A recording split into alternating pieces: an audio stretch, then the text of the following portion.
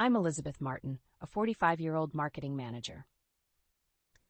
My life, though busy and sometimes challenging, has always been fulfilling. I work for a well-established company, and despite the occasional high-pressure situation, I find deep satisfaction in my work. My husband, Richard, is a kind man at heart, but his priorities have always been a bit skewed. From the beginning of our marriage, he's shown a peculiar devotion to his sister Eleanor and her daughter Sophie. At first, I tried to be understanding. Family is important, after all. But as years went by, I began to feel more like an outsider in my own marriage. Eleanor, Richard's older sister, has been a constant presence in our lives. She's a single mother to Sophie, a lively teenager. Richard often involves them in our plans, sometimes even prioritizing their needs over ours. I've grown used to the last-minute cancellations of our plans because Eleanor needed something. I remember the early days of our marriage when I tried to voice my concerns. Richard would listen, but his actions never changed. I gradually stopped complaining, realizing it was a battle I couldn't win. In a way, I empathized with Richard's sense of obligation. Eleanor had supported him financially during his college years, a fact he often recounted with a mix of gratitude and guilt. Eleanor's story was no fairy tale either. She married young, but soon found herself in a difficult marriage. Her husband, more interested in his career, wanted her to be a stay-at-home mom. When she finally divorced, her financial situation became strained. Richard stepped in as the supportive brother, something I initially admired. But admiration can slowly morph into resentment when the scales are too unbalanced. Our life together was peaceful, yet I often felt alone. Richard's idea of a weekend well spent involved dining out with Eleanor and Sophie, leaving me behind with my thoughts and a quiet house. The turning point came 3 months ago. Richard approached me one evening with a grave look on his face. "Eleanor's getting a divorce," he said, his voice laced with concern. "She's decided to keep custody of Sophie." I knew Eleanor's marriage was rocky, but the news still caught me off guard. Eleanor, with her sharp tongue and haughty attitude, was difficult for me to be around. I recalled our first meeting at Richard's family home, where she had openly mocked my appearance and taste. No one, not even Richard, had come to my defense. Richard's next words were like a punch to the gut. "I'm going to be spending more time at their place," he announced. "Unlike you, Eleanor is delicate. She needs me." His words stung, but I swallowed my pride and simply nodded. Arguing would only push him further into Eleanor's arms. "Take care," I said, forcing a smile as he left. His absence grew more noticeable. Weekends became a solo affair, and even weekdays were spent alone. I'd return from work to an empty, dark home. The loneliness was suffocating. Then, one day, Richard was unexpectedly at home when I arrived, but the atmosphere was anything but welcoming. "You haven't given Eleanor a housewarming gift yet," he accused. "You're getting a bonus soon, right? Buy her something nice, like a designer bag." I was stunned. "Why should I be the one to give a gift? Why don't you do it, Richard?" I asked, trying to keep my voice steady. He became irate, lecturing me on family values and obligations. The conversation left me emotionally drained and deeply hurt. Richard's family seemed to be his only priority, and I was merely an afterthought. A few days later, my phone rang. It was Eleanor. "You heard from Richard, didn't you?" "It's normal to give a housewarming gift," she said, her tone entitled. I couldn't hold back. "You never gave us a wedding gift," I countered. "Not even a congratulations." Her response was cold. "You're Richard's wife. You're supposed to honor me, not the other way around." Her audacity left me speechless. In all my years with Richard, I had never felt so disrespected. It was a wake-up call. I realized that I deserved better, that I couldn't spend the rest of my life in the shadows of someone else's family. That night, as I lay in bed, a plan began to form in my mind. It was time for a change. It was time for me to step out of the shadows and into the light. As the sun peeked through the blinds the next morning, I felt a new sense of determination. Over breakfast, Richard, oblivious to my inner turmoil, talked about his plans to help Eleanor move into her new apartment. I listened, nodding where appropriate, but my mind was elsewhere. Later that day at work, I couldn't shake off the feeling of discontent. My job, which had always been a source of pride and joy, now felt like the only aspect of my life where I had any control. I wondered how I had allowed myself to become so marginal in my own marriage. That evening, Richard didn't come home. It wasn't unusual anymore. I sat alone in the living room, the TV chattering in the background, providing a semblance of company. I realized that this emptiness had become my norm, a stark contrast to the lively, love-filled home I had once envisioned. Weeks passed in a similar pattern. Richard's visits home became more sporadic, and when he was home, his mind seemed elsewhere. Our conversations, once filled with shared dreams and laughter, were now reduced to logistical exchanges.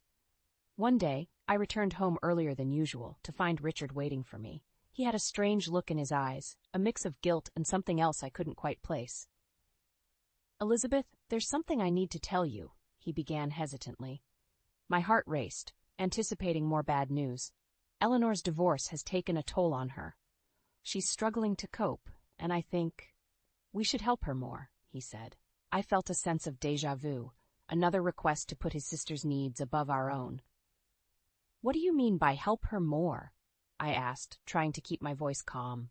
Richard took a deep breath. "I think Eleanor and Sophie should move in with us for a while. Our house is bigger, and they need the support." I was speechless. The idea of Eleanor and Sophie, with their entitled attitudes, living in our home was unthinkable. Yet I knew arguing would be futile. Richard had made up his mind, and my opinion seemed irrelevant. That night, I lay awake, staring at the ceiling. The thought of sharing my home with Eleanor and Sophie filled me with dread. It wasn't just about the invasion of my space, it was a symbol of how little my feelings mattered in this marriage. The following week, movers arrived with boxes of Eleanor and Sophie's belongings. I watched as my home transformed into a storage unit for their lives. Each box that entered felt like another piece of my sanctuary being taken away. As the movers left, I sat amidst the clutter, feeling more alone than ever. It was clear that Richard's family would always come first, and I was just a bystander in my own life. It was then that I realized I couldn't live like this anymore.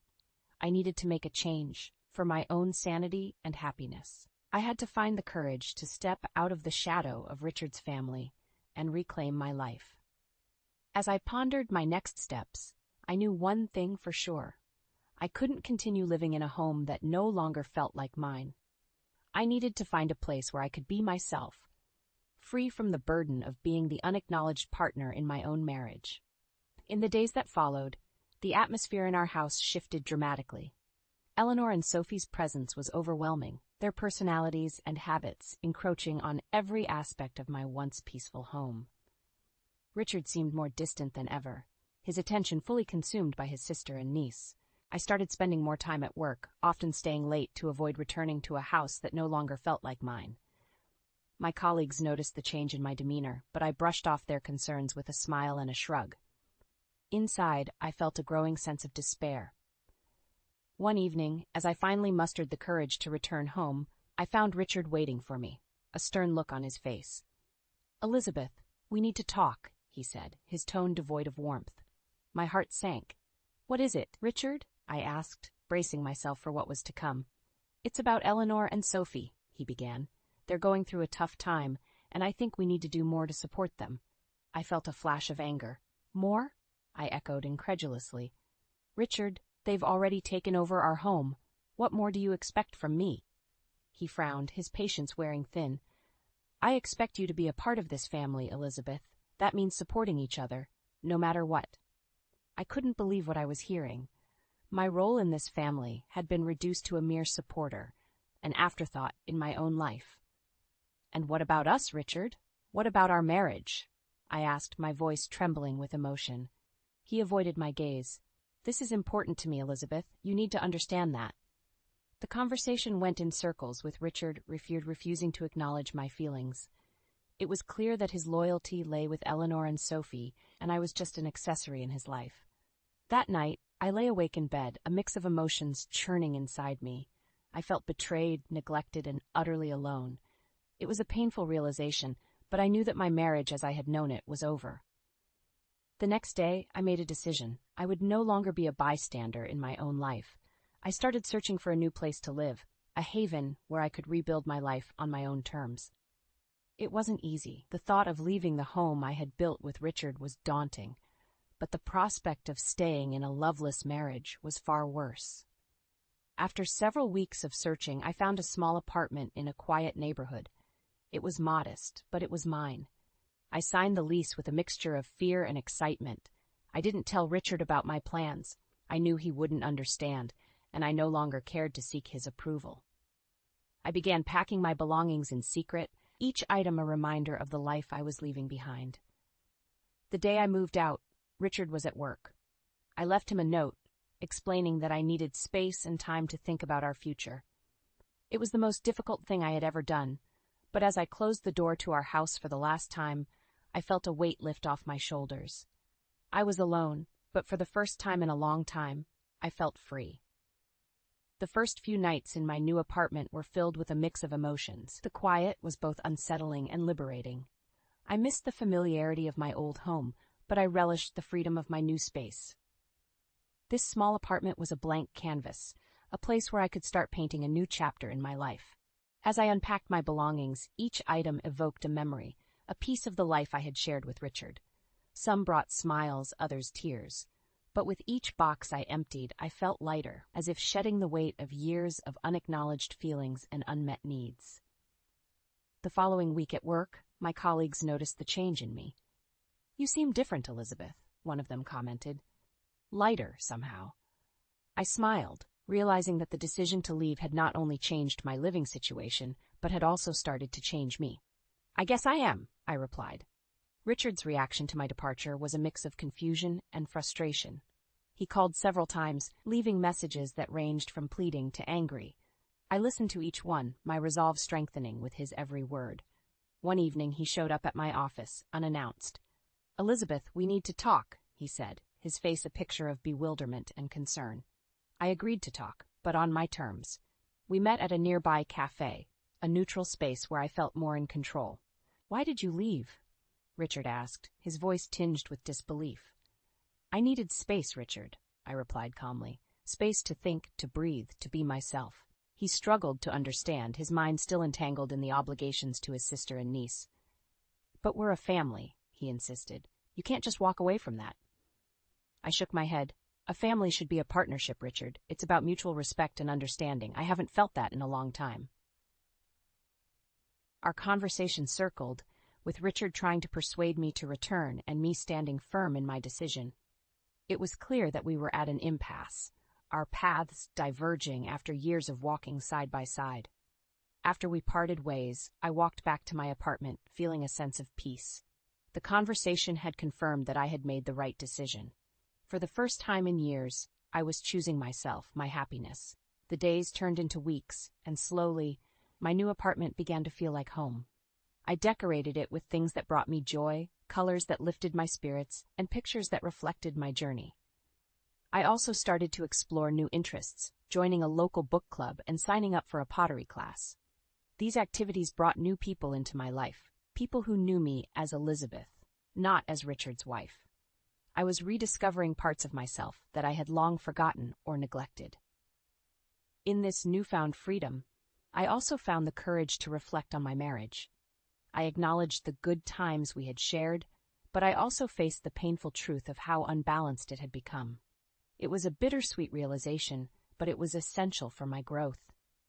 As I lay in bed one night, listening to the soft hum of the city outside my window, I felt a profound sense of gratitude, grateful for the courage to make a change, grateful for the lessons learned, and most of all, grateful for the chance to rediscover myself. The autonomy of living on my own brought a clarity I hadn't realized I was missing. Each day, I grew more comfortable with my decision, feeling more like the protagonist in my life story, rather than a supporting character in someone else's.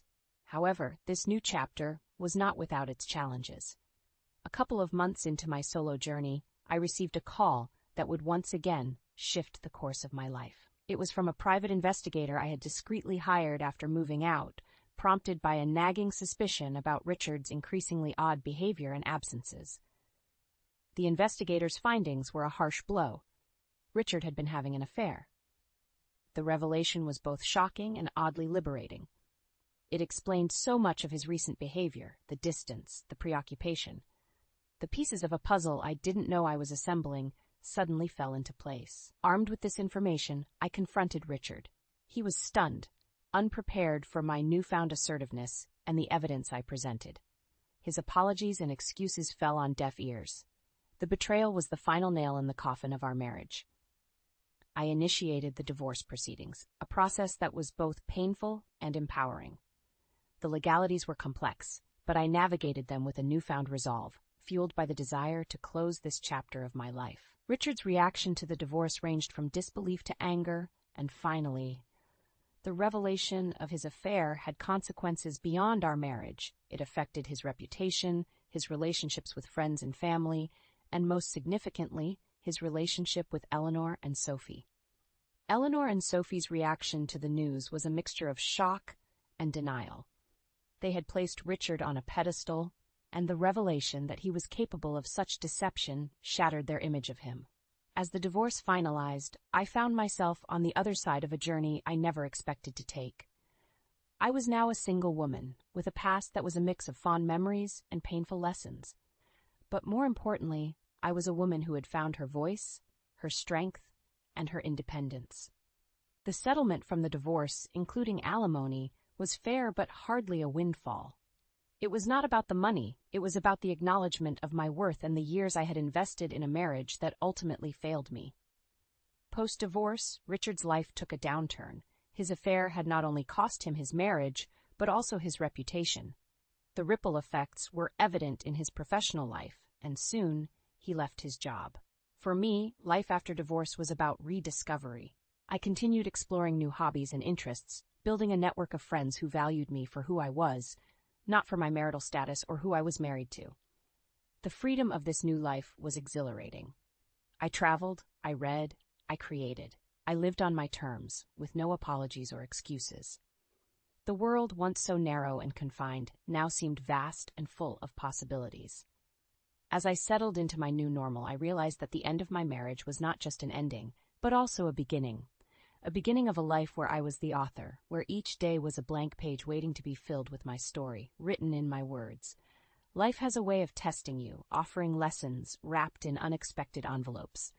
Just when I thought I had severed all ties with my past, it came knocking on my door in the form of Eleanor and Sophie.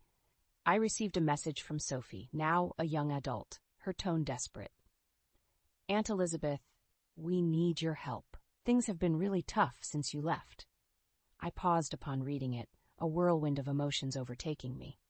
Part of me felt obliged to respond, to offer some assistance, but another part, the part that had fought so hard to establish boundaries and to gain self-respect, resisted. It took some time and self-reflection, but I decided not to reply to Sophie's message. This was their battle to fight, not mine. I had already spent too many years sacrificing my own well-being for the sake of Richard and his family. Eleanor also reached out, her voice laced with the same haughty tone that had always made me bristle. "Elizabeth, we're in a real bind here. I never thought I'd have to ask, but we need financial help." I could hardly believe it. After everything that had transpired, Eleanor still expected me to come to their rescue. It was a stark reminder of the dynamic that had existed in our relationships for all those years. My decision stood firm. "Eleanor, I wish you and Sophie well, but I cannot help you," I said as calmly as I could. There was silence on the line, followed by a string of accusations and insults, reminiscent of so many past conversations. I ended the call and blocked their numbers, severing the last threads of a bond that had brought me little but pain and diminishment.